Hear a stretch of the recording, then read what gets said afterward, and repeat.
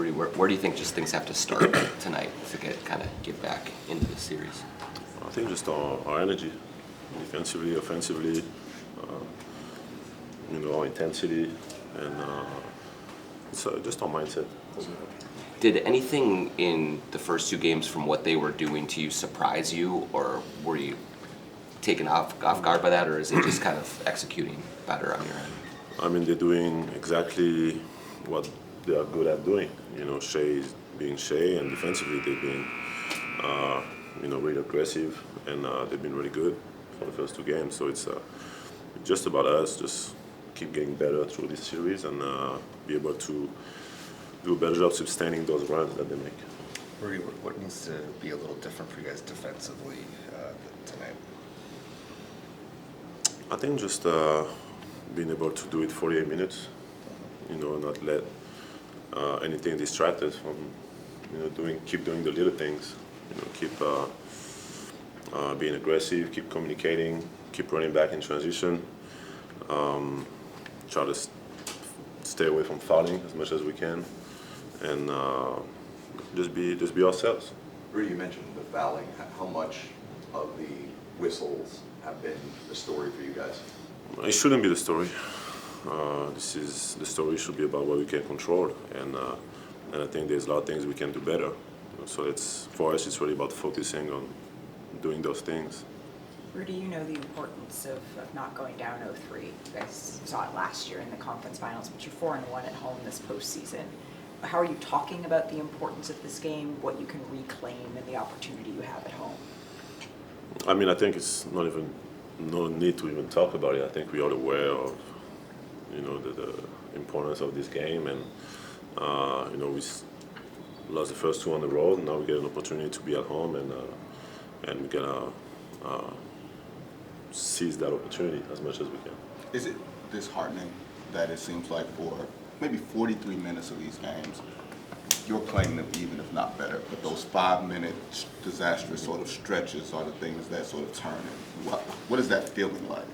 I mean, there's two ways of seeing it, right? It can be frustrating, but at the same time, it can be really positive to understand that there's a lot of things that we can control, and they are a team that is good at doing that.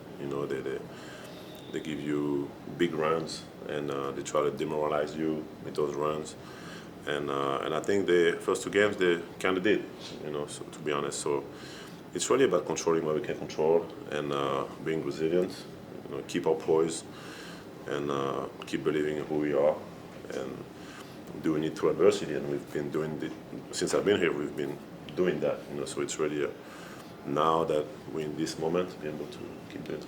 How would you describe Anthony Edwards' mindset approach the last 2 days?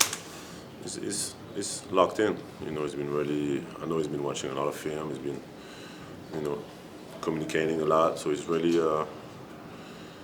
he's really locked in. I mean, I believe in him. He believes in us.